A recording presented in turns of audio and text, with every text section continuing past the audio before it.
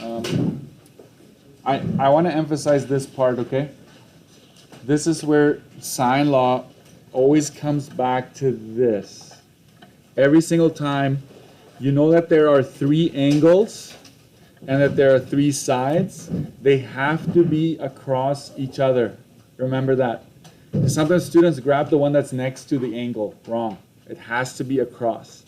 So this is always true. However, we never have like two equal signs, right? We only ever do this or this, right? Or we might get rid of the middle one and just compare these two. So we only ever grab two at a time, two expressions at a time, but this is always true. Listen carefully. If you were to do this and the numbers wouldn't all be equal to each other, that's not a triangle. It doesn't exist. Okay? That's another cool thing about this. So if you check that and it's not, then you did something wrong. Okay? So let's go back to 4 a little bit. I told you I was going to talk about the scenarios. Because at first maybe that confuses you a little bit, but there are three cases where sine law works. Okay? I just tell my students just find the pair. If you see that there's a pair, it's sine law for sure. So if this confuses you, just kind of listen in, but don't worry about it too much. So there's one that we call the SSA case. So two sides and an angle.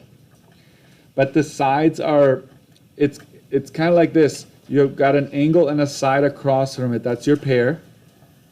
And then any other side of your choice. Okay? So two sides and one angle. That's the one that works in this case. You can have the case where you have one side and two angles. Okay? So let's say you know this angle and you know that angle and one more side of your choice. Any side. Okay? Then this one would work. And then the last one is the ASA. Okay? You still have two angles, but the side is in between those two angles. You know what? Sorry guys, we're going to go back to this one. Erase that check mark. I hope you didn't use a pen. My bad. You should know better with me already than to use a pen. Let's put one of the sides across where you see the pair, right? You can clearly see, oh, I've got this number here, the angle value, and I've got the side length. Boom. That's for sure sine law. There's no doubt about it. This one, however, is not so obvious. It's when you've got two angles and the side that connects them. You see a pair there? No, correct? Is it possible to get this angle here if you know two angles? It's easy to find the third one, right? So you need to find the third one. So we use sum of triangle equals to 180 degrees to find that angle. And I'll use a different color. Now I know it. And now, see that? You have your pair again. So these are basically the three scenarios.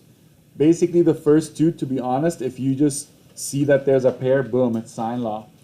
The ASA is the one that's not so obvious. I call that the hidden pair.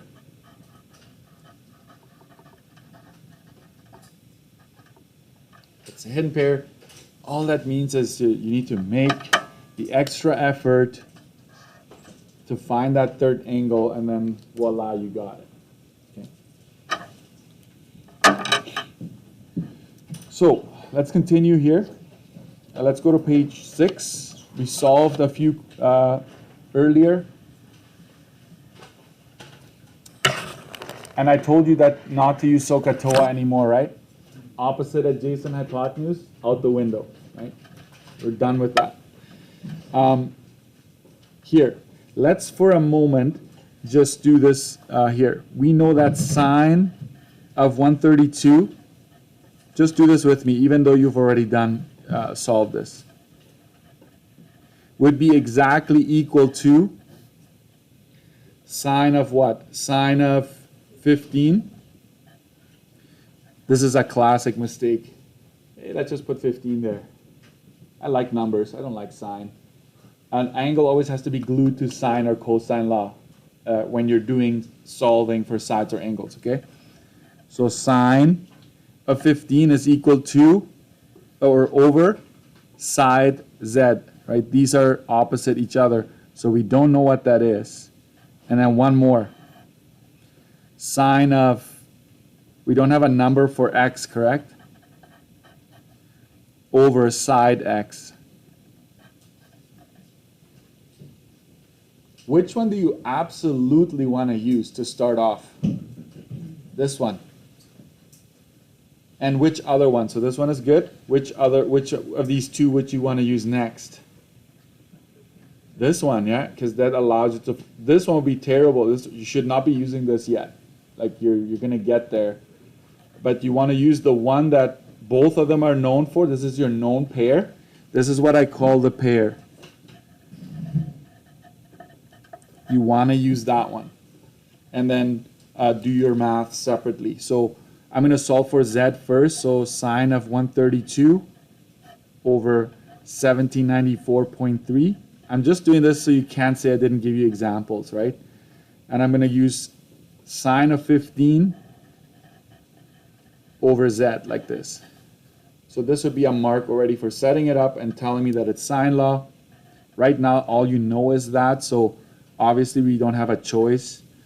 So this would be 1794.3, right? This multiplies that, and then we divide by sine of 132. And I'm just going to make sure you know how to type this in. And some of you might be asking, Mr. Trig, why don't you go sine of 15 times that? Why don't you? It doesn't matter as long as you multiply these two. That's all that matters. And then you divide by that. So 1794.3, oops, what happened there? 0.3 times sine of 15 divided by sine of 132. 624.91. And we are in meters. So that's Z right there solved. Over on this side, I'm going to use the same pair. I prefer that because if you made a mistake here and you use the new pair, because technically, listen carefully to this, technically you have a new pair, right? You have Z and this side length. Like 15 and this side is now another pair, but if you made a mistake, it's going to follow you around. So I go back to the original. And now I'm going to use this one, but there's a problem. I need to have one of these two. And x is the easiest one to find, angle x. Because now that you have, since you have two angles, x is fairly straightforward. So I'm going to go hold your horses there. Angle x is going to be 180 minus 132 minus 15. So angle x is going to be, not in a mood for mental math right now, 33 degrees, right? So that is important. So now you know what that is. Usually you get a mark for having to do this step. So if the question is like higher than just 2 marks, that's probably a good indicator that you need to do some extra work. So I'm going to go sine of 33 degrees over side x. Right, so this followed me around, and again, you do the same thing, cross multiply and divide. If you're careful, I call these like slam dunk questions on the exam. Like sine law and cosine law, it's just if you're careful, you should be able to ace that once you understand it, of course. You're still practicing, so right now I'm not expecting you to ace it. You're going to learn various concepts yet. So if I get that one, 1315.01 meters. Does that make sense? I'm just going to check here. You're with me, right? The largest angle is 132, right? I should have the longest side across from it. If I check the other two sides, it checks out, so we're good. Then the smallest angle is 15, so I should have the shortest side across from it, and 624 is the shortest side. And then the middleist, right, that's a new term for you right there, right? The 33 has the one in the middle across from it. So then you know for sure it's right, and you can move on. So I asked you to do these ones. If you haven't, take the time, maybe today if I give you some work time, to practice that, because it's important for you to do so. I will make a note here. I will make a note. I don't know if you caught it. Every single time you had two angles given. Don't get too used to that, right? It won't always be the case. So you kind of have to be prepared for that, because it's coming your way. So let's go to page 7. I'm going to now show you how to solve for angles using the sine law. Go to page 7. So my plan is to give you some work time to kind of get really good at sine law before I introduce cosine law. Okay, so here we have, it says calculate the sizes or the measures. Okay, I will say that. Make sure you're comfortable with the wording. Measures of angle A and angle C. You look at this triangle, and do you see a pair? A pair across, right? You do. Right, this angle right here is across from this side right here. So that's what I call my pair. And you know for sure this is sine law, because later we're going to do cosine law. You're going to have to determine, but this is a dead giveaway. So sine law. And I start with that pair. So I'm going to go sine of 81 over 123.2 meters is equal to, what would make most sense to solve for right now? Thinking of always across. I have this side length, right? That is going to allow me to solve for that angle. So right now, the only thing that would make sense is to do that. So the 91.6 meters goes down here, right? Just like before. And right now you're going to go sine of A.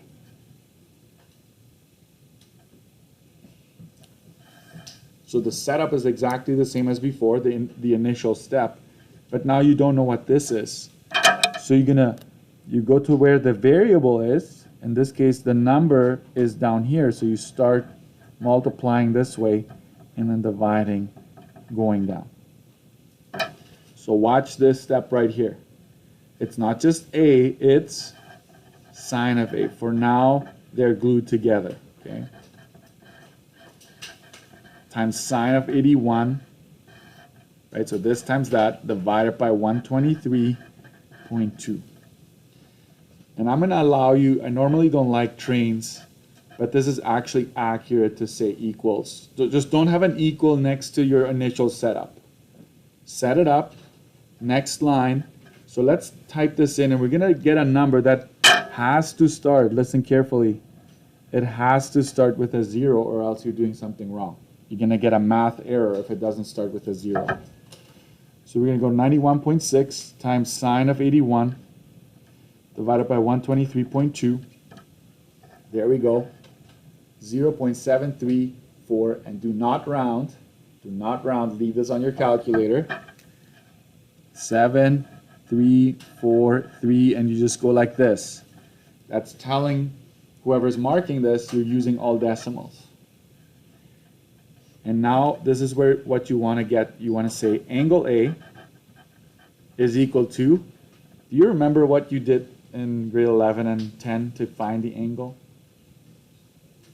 The inverse? Does that ring a bell? Inverse? Yeah. So you're going to go sine inverse of whatever you got here. We could do this whole thing, and some of you might prefer the whole thing here. It's too ugly in my opinion. But if that floats your boat, you go for it. So this is the proper way of showing it. Set up, then you go sine of A, cross multiply and divide. Figure out what that is. Leave it on your calculator. And maybe you should have done that too. I should have maybe made you all, but maybe just watch for this step right here. I go shift. You might have to go second or something like that. Shift, and then I press sine, and I can just hit equals here. And it will automatically take this and give me the angle. So it's 47.25. I know angles, you may have rounded them to a whole number in the past. You gotta stop doing that. You gotta go 2 decimals no matter what. So that's angle A.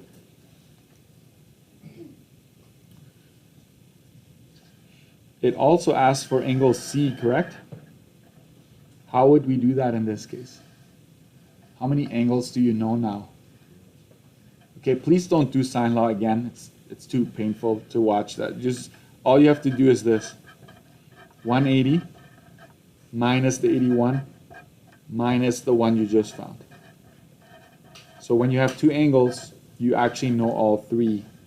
It's just a matter of doing a little bit of work. Oops.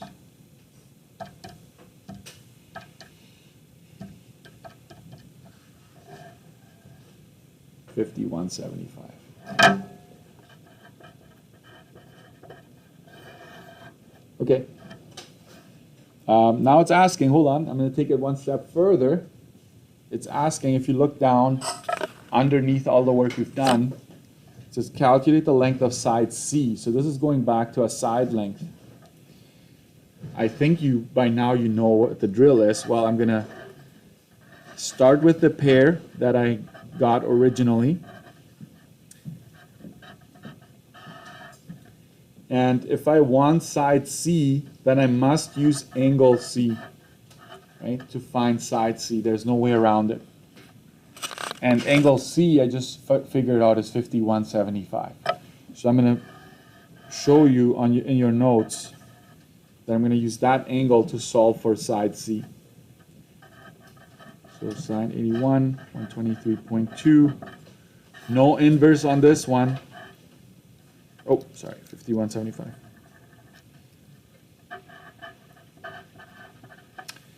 And so that's side C. Let's put it on the screen there. And again, in this case, you cross multiply down and multiply up.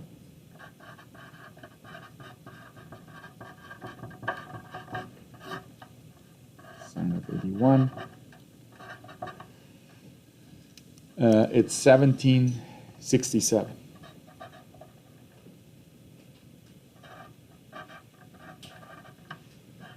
Centimeters? No, meters.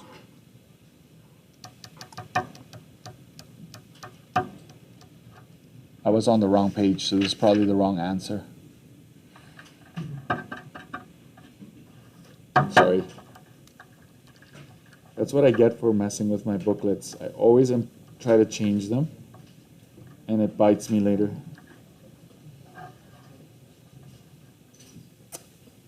This is the answer. 97.96.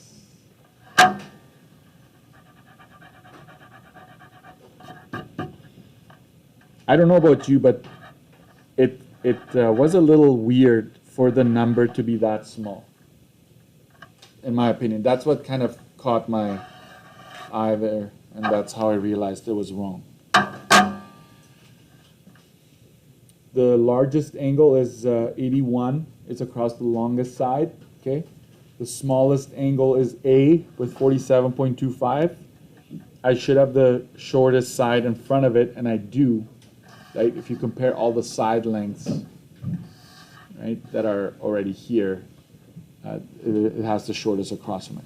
Common error, guys, when you set this up is students forget to go sine of that angle, so watch out. This little note should remind you of it. So I'm going to ask you to practice this skill here. So this is a bit of a mix.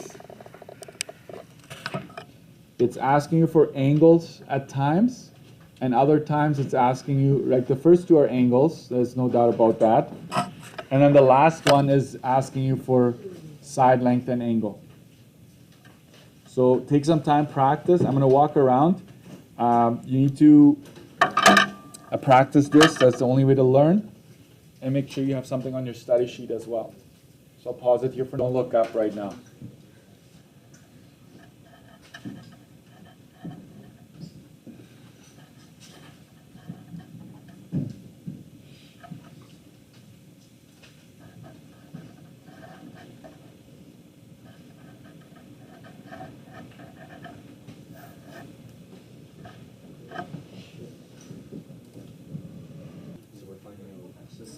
Can I just interrupt you? I know a lot of you are doing some good thinking. If I ever asked you to draw triangle DEF, let's say, right? All I want you to do is draw a triangle that doesn't look right. That's a little off-centered. And then any corner you would like, start labeling. Just go around DEF like that. So if I told you angle F is 50 degrees, what would you do? You would just go in and say 50. If side DE is 5 centimeters, right? Then you just go 5 centimeters. You start filling it in and then solve it. And then solve it. That's on page 13 if you're wondering why I'm talking about this. Page 13 has 2 of these.